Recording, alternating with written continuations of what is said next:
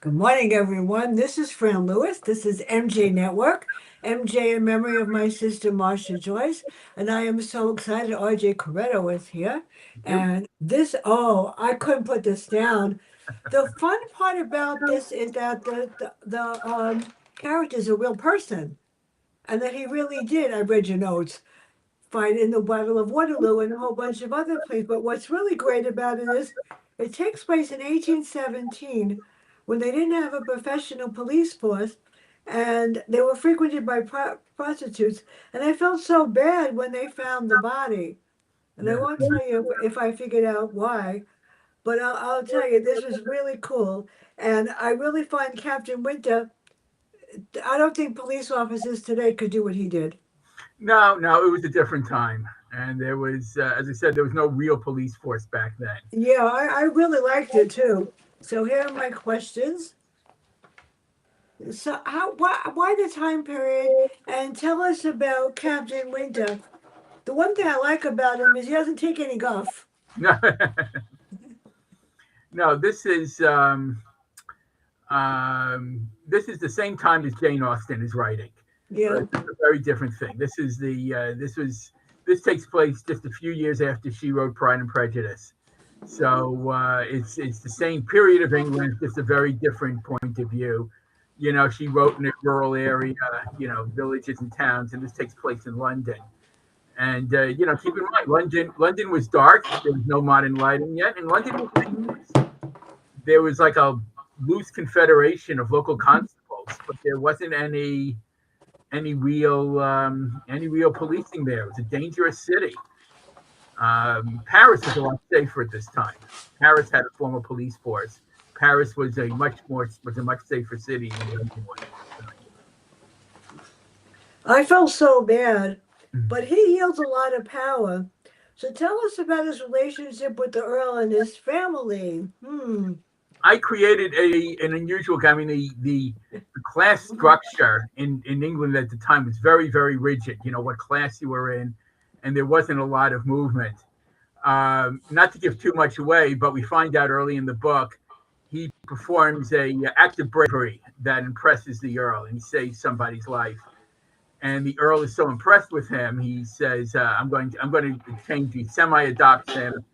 He has him. The Earl's son is Captain Winter's best friend. They're the same age, so he has him come to his house and work with private tutors, which was a common education then. And so he educates him. And when Winter comes of age, he wants to join the army. So the Earl arranges for him to become an officer in the British Army. And so Hmm. he's a mix of classes there. He comes from a very poor, very lower class background, but having been educated by the Earl and having been friends with him, he can mix and move easily with the upper classes. And that's what makes him unusual at this time. I get the impression that he's a stud, for real. And that all the women like him, yeah. But He does. He's very much a ladies' man. He's very good looking. I see him as a kind of like like Heathcliff in Wuthering Heights. Kind of brooding good looks, and so he's very attractive. So sometimes that could be problematical. yeah. Uh, there's again I don't want to give, but there's a woman from the upper classes who is very interested in him, but Winter knows that they can never marry, even though he has been educated and brought up in the Earl's household. He cannot marry outside of his class. That would be a disaster for the family. Um, Now we have this. This was odd. I felt so bad. I knew something was off. He comes across the body, but it's very, very odd. And then when he realizes who it is, he realizes he has to figure out who did it. right, he comes That across was a body. sad. Yeah, he comes across a body that's he can tell is an upper class woman. I mean, she hasn't worked. You Yeah. can look at her hands. She's never done any manual labor. She's not even a maid. Even a maid would have, hands rough from sewing and pinpricks and things like that. So she's clearly an upper class, but she's in a terrible, terrible neighborhood. And how did she end up there? How a woman like that should never even have been in a neighborhood like that. Mm. So he realizes this is a big problem, and he gets his bosses permission to investigate it. I couldn't put this down. Thank you. Seriously. I read it when I got it that day, because otherwise it never would have been ready. And I was like, I read three books that day. I had eye strain, and I read. I got to stop doing it. But this was so good. And then I told it to somebody yesterday. So there's a whole bunch of hands out for the book for real. They told him to go on Amazon and get it Yes. himself. So Charlotte, who is Charlotte and why does she so like him? Because she thinks he's really hot, doesn't Yes. she? He's somewhat She's an younger. He experience. is. She comes from a very wealthy aristocratic family. Her grandfather was a duke, and she's expected to make a very prominent marriage. She is an orphan, and so she was partly raised by Winter's friend, who's now the current earl, Mm. and the earl's wife, the countess, and they are planning to have her marry well, marry very well. But she has long had an affection for Winter, and she keeps trying to insert herself in his life. And Winter knows, however, that she is the wrong class. They can never marry, and he tries to dissuade her. And she tries to get close to him to insert herself into his investigations. And sometimes she's helpful, but he's afraid she's going to endanger herself. So it's a very mixed relationship. There's affection there, but he's also worried about her, and she's very young. She's only like 20 years old. So it's a problematic situation. Yeah, I don't know about her. Now, Cornelia was killed, and I felt so bad. Yeah. And then we tried to tell Augustus and the family, and they don't have too many great things to say about it. Some of them do, some of them don't. And I don't think anybody really, well, I figured sort of there had to be a reason why somebody would want to kill somebody like that. Right. Well, again, I don't want to give anything away, but she has some No. problems. She was on the edge of causing a scandal, and her brother is he's very much a social climber. He's not quite at the top level. I mean, he's got a minor title and he's made a lot of money. Um, but again, we're going back here to if you're familiar with Pride and Prejudice, the older daughter marries Mr. Bingley, and Mr. Bingley is wealthy and prominent, but he does not have a title. He's not from the aristocracy. Mm-hmm. Bingley made his money from trade, so although he's well to do and is going to be able to support Jane Bennet in a very nice lifestyle, he's not as high a class as Darcy, who comes from an aristocratic family. So that was a very important distinction, and it's a very important distinction in my book too. And Sir Augustus wants his sisters, and eventually his children to make very good marriages so he can move up in the on the social ladder, and that becomes very important. And he's afraid Yeah. that one of his sisters is going to ruin that for him. That she will Yeah. handle. Well, we know his sister, and I knew right away. I said, "Oh, okay, wait a minute." So he has a wife and a sister too, and no one was really that fond of Cornelia, and so she must have been. She seems like a beautiful person, and yet Yes. there was something about her. I don't know. So why did she run off, Cornelia? And Well, that's what Winter tries to find out. yeah, I know. You got to read this. You won't put it down. Right. His when Winter tries to talk to her family, and they say, why was she in that awful neighborhood? A woman from a family that shouldn't have even known about that neighborhood, let alone visited it. And he, and there's a cover up. Nobody wants him to know what happened there, and he's sensing people are lying to him, that her own family is lying. And so he starts asking around, and he finds out things about him from other people in society, and gradually the truth comes out, and why her family was so embarrassed by her. There's a lot of people that involved. Now, Bayless, what is his connection to Cornelia? Because I didn't like him at all. No. We How find unfeeling can a person be? My out God. he is her not quite fiance. There was not a formal Yeah. engagement, Yeah. but it was presumed. He's a quiet man. He's not in the aristocracy, but he's well off, and he's an older bachelor, and he has a nice townhouse, and servants, and he could give Cornelia a very nice life, and her family is happy with that. He's a little older and very quiet and steady, so they're hoping that he will provide guidance to her. And Winter looks into that and finds out there's a scandalous background to Mr. Bayless himself.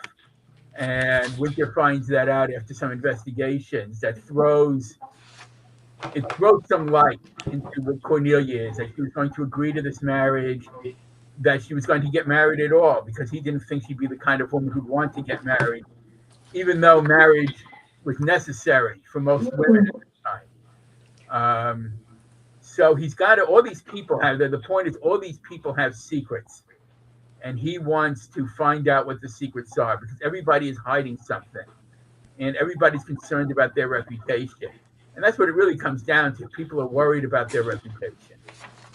That's the problem. Well, some of the Yeah. people today should worry about their reputation too. Right. I mean, it comes there when again, in Pride and Yeah. Prejudice, when you have Lydia run off with, with her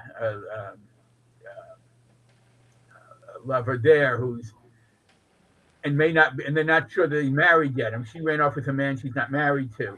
That would ruin her. Nobody else would ever. Mr. Wickham, that's right, Mr. Wickham. That if Mr. Wickham now doesn't marry her, she will be marked as having been spoiled, despoiled, and no other man would marry her at that point. So that's why it's so important when Lydia runs off with Mr. Wickham that they eventually marry, because otherwise her reputation is forever damaged. And so I have parallels in my own book. Yeah. It's the same kind of situation. It was a very rigid system back then. Now she had Cornelia had and the words with somebody had words with her. I know that somebody Yes. had words with her because of something that they claimed that it's really funny because I know people that have had that situation and you just get over it or you deal with it. But it can be a stickler, and sometimes people are sent away because of it and put in these kind of homes until the situation is solved. So Cornelia was up against a hard place before we start, and Yes. I mean, embarrassing, yeah, she's embarrassing her sister. Her sister is formally engaged, Cornelia's sister, but her sister feels that if there's a scandal in the family, even yeah. though it doesn't affect her personally, the whole family will be marked. Well, the sister was engaged to somebody, but I couldn't tell if she really liked him. But a lot of times it's money. I know Yeah. when I was growing up, my grandfather wanted me to marry the rabbi's son. He was gorgeous, and we were best friends. And we talked about it, and he told his parents that even though I'm the perfect person, I was the wrong person for him because I wasn't religious enough. Yeah. And he said, "Are you upset?" I go, "No." But we were friends for a very long time. He was gorgeous, really. And I said, "I'm sure that you'll meet somebody." And he said, "They want to arrange something." I said, "You know what? At this point in your life, you're 30, whatever. I was like 19. He found somebody on his own. But before he married her, he asked me to meet her. So it was complicated. So it's kind of a hard situation. So now we have Billy. I like him. And why does he ask his wife's brother to follow Bayless, which I thought was a good idea. Yes, Captain Winter needs a spy, and he needs someone to work for him, and he finds a Lunder, sort of a friend of a friend, Yeah, who who's been involved in petty crimes. They're nothing serious, but this is a man but he knows London very well. He knows London much better than Winter does. Winter was raised in the country, so Winter needs a spy who knows London very well and can talk to people. I mean, people would know from your accent if you were local or not. And so he finds a spot. He says, "You can slip in. You can talk to people that I can't talk to.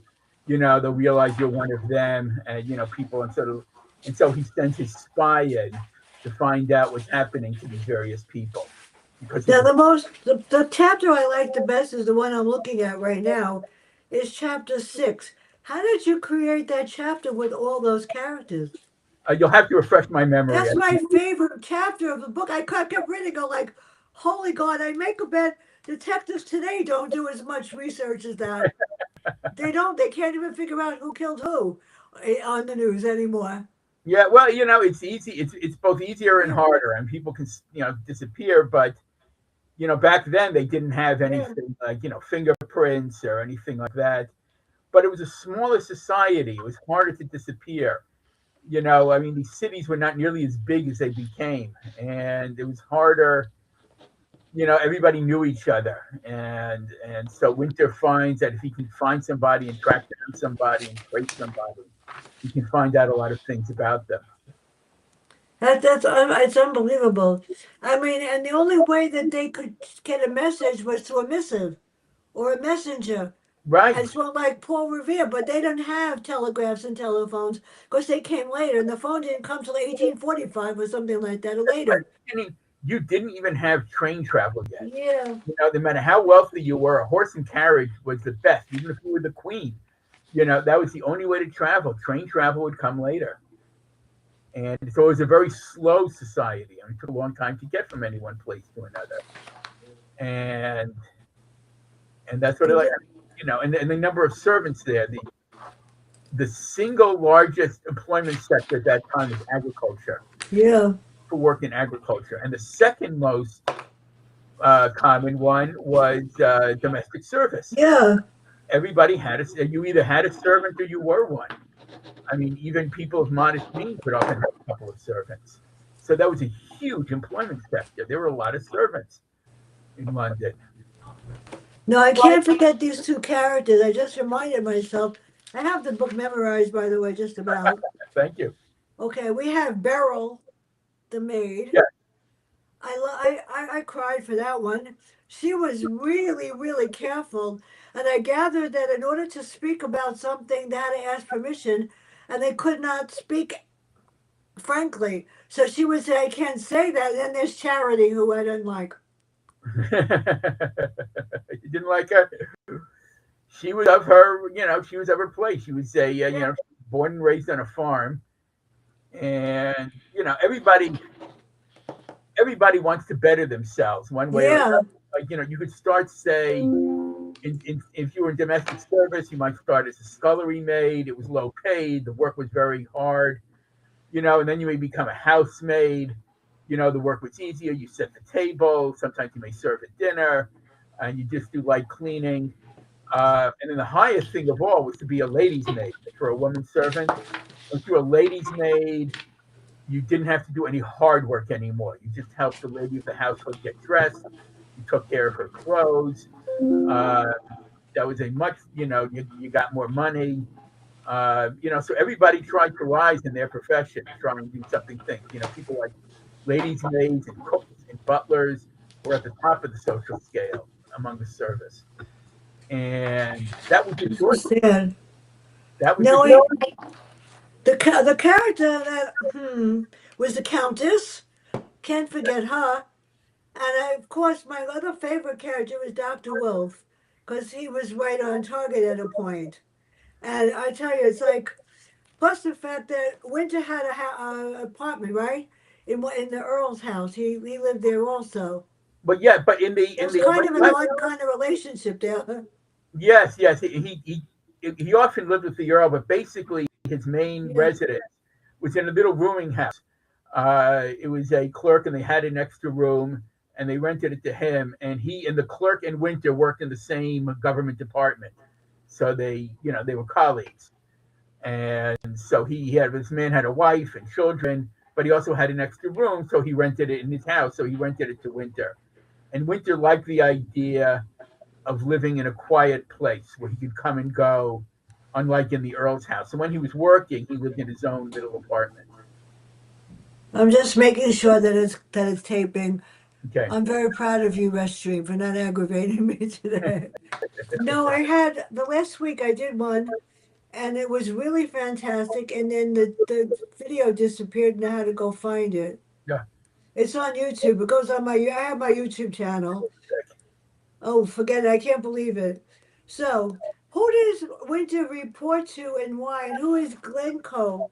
I mean, there's an awful lot of people, and we don't want to forget about, some charity and the other ones. But who does he report to? Who's in charge He above was him? someone I Who invented. It's sort dares of, to be above him? right. It's sort of a spy master. Yeah. It's like, as I said, this is a fictional department and, a fictional position. And, I sort of modeled him. I don't know if you watch the James Bond movies. There's the character of James Bond's boss, who's only known as M. And so it's sort of like that. He's a mysterious man. We know he's a lawyer. He's got a legal background, and he seems to run this secret government department that solves important problems. Um, and it's kind of semi-official. I like having that. We don't know a lot about him. I kept it very secret. Even Winter doesn't know a lot about his boss. Only that he Uh, does some very secret things, and Winter is sort of his what he calls him special emissary who solves problems. And I like the idea of this secret government department in I the. love this book. It's really good. Thank I you. mean, there's Dr. Wolf, but then how does he get? He said to Augustus, "I was so glad that you've been rude and disrespectful to him." Said to Augustus didn't want to face the truth, now did he?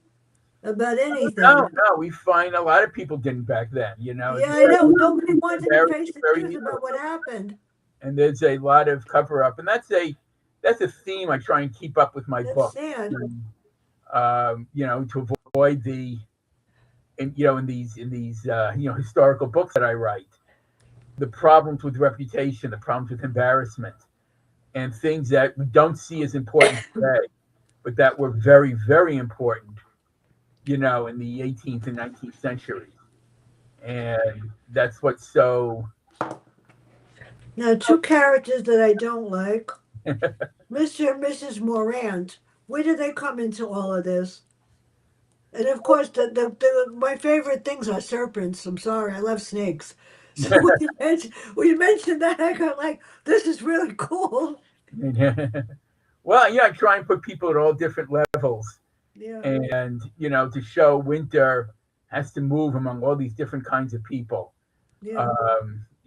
and for all his for all his unusual behavior, he's also a religious man, and he goes to church. He tries to go to church every Sunday, and he works a lot with uh, church officials, and that was something that was very common back then. Everybody knew who the minister was, and that was he was an important person, particularly in small towns. Um, so Now, they would know things. now who's Matthew? I liked him, and of course, I like Caesar the best. Yeah, I try and give You got a whole bunch of stuff, yeah. a whole range of people here. I wanted people to see a whole range of London society. How did you link so many people to Cordelia? I mean, it's really too bad that she couldn't come alive and speak out for herself. Well, it's society is I like her.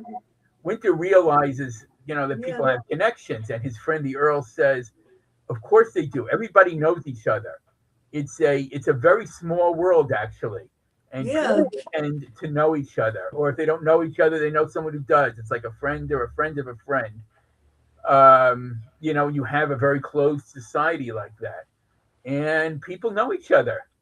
And that's what's also fascinating about that period. Again, it's a much smaller world than it is today, and people kept in touch with each other in a way that didn't become in a way that would be harder once society became more fluid and people started marrying outside of the class and traveling more and the population increased. I mean, you see that really happening after the First World War.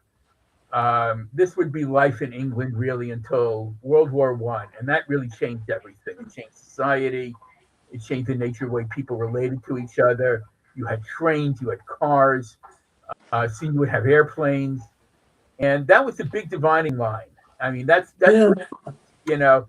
Things went along in a very similar fashion between um, from this period, really, through the Victorian era, things changed, but a lot of things did not change.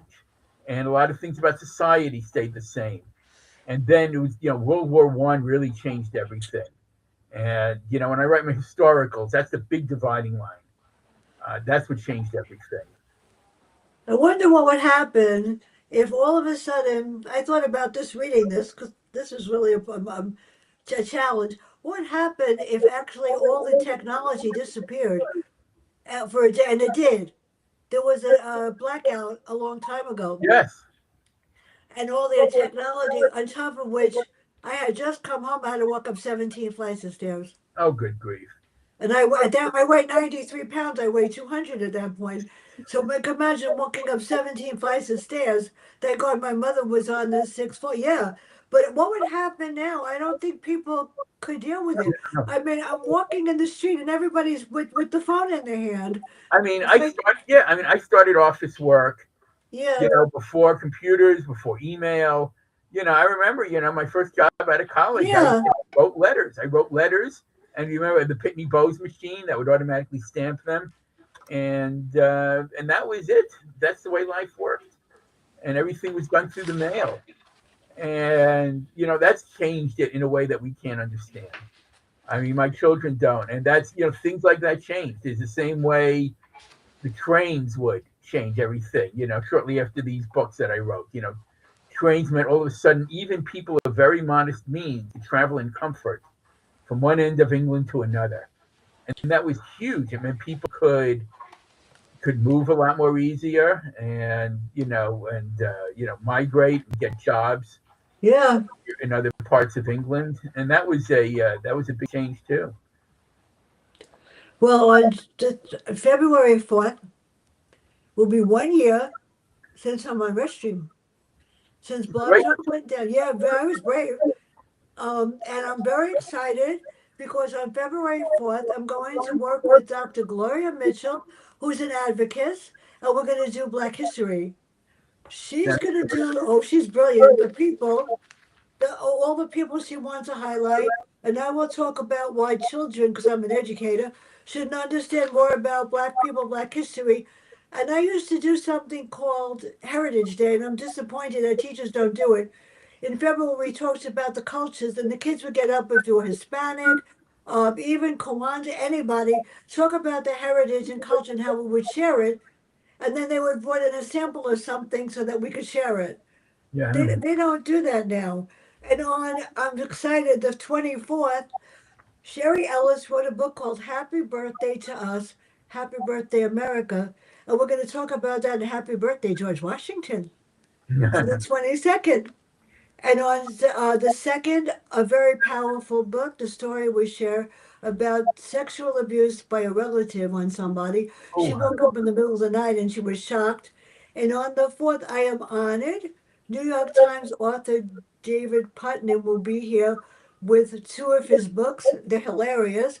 It's not the Johnson series, it's the Imogene Taylor and Harvey Usher series. They're two octogenarians that would sooner take a gun and shoot you than anything else. And she walks around with a 359. It's hilarious. So, how did you create the winter figure? How did you create the killer and why? I mean, I'm not going to tell you if I figured it out, but it made sense. the, It the sure hardest as heck made sense. the hardest part for me as a mystery writer is Yeah, creating an effective whodunit. You have to have yeah, somebody for whom it makes sense, but who other people are not going to realize until the end. And that's always hard. The best person of that was Agatha Christie. You read an Agatha Christie book, and I'm thinking, wow, I never saw that coming, but it makes perfect sense at the end. You say, oh yes, I didn't see that he or she would be the murderer, but now in retrospect, it makes sense. And I know a lot of mystery writers who feel the same way. and that's always hard. And you have to create a motive. And why is somebody killing? And I'm kind of proud of the motive I create on this one. I don't want to say any more about it, but the motive for murder in Winter Season I found compelling in my own mind, and I hope others do as well. We can't forget about Barbara because Yeah, she's got the thing for Winter. So tell us about his relationship, and if yeah, there's going to be another sequel to this, going to be another book, right? he was. Yes, she was a past lover and is now a current one. Winter met her some years ago. Yeah, I don't like her. Not sure about this one. She is also unusual in that, like Winter, she is self-made, and we find out how she did that. She comes from a modest background too, but managed to work her way into society.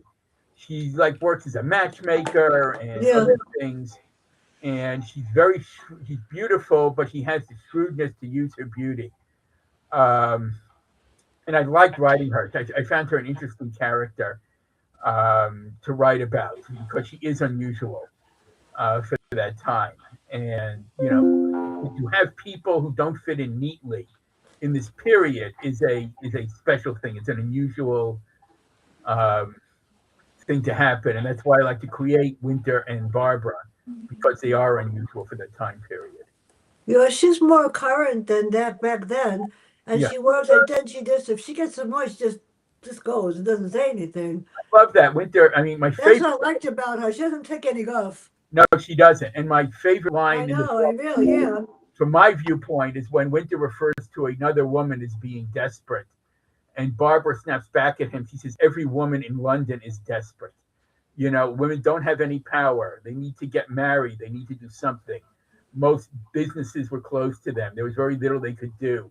They had very few choices other than getting married, no matter what class you were, because there was no way for a woman to make a living. It was possible, only with, domestic service. So she says, we are all desperate.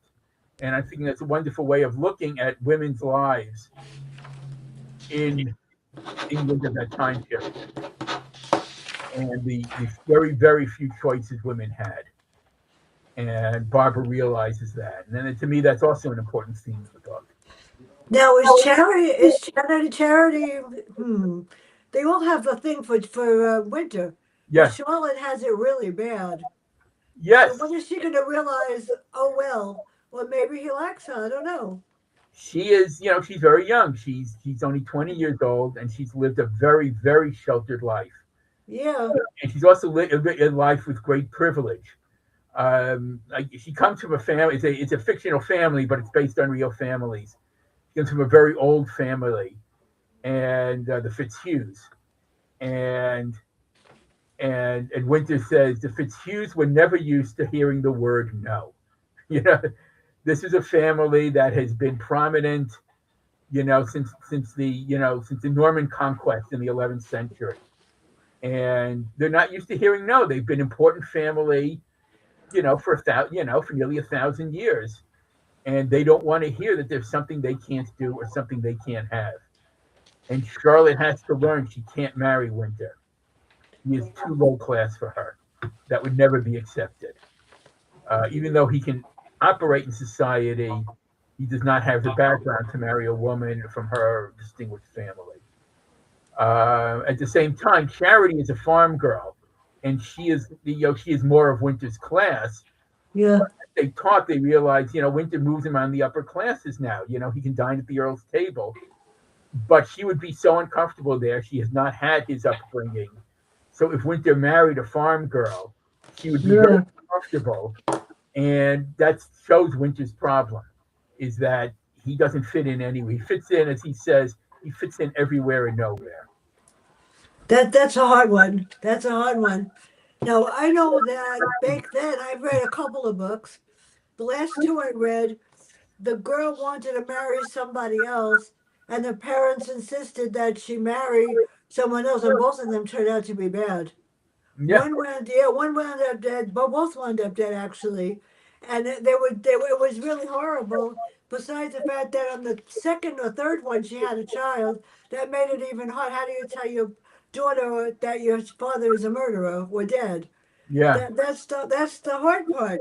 Now, Winter didn't have anybody that would tell him he couldn't marry somebody. He's sort of an independent guy, I would think.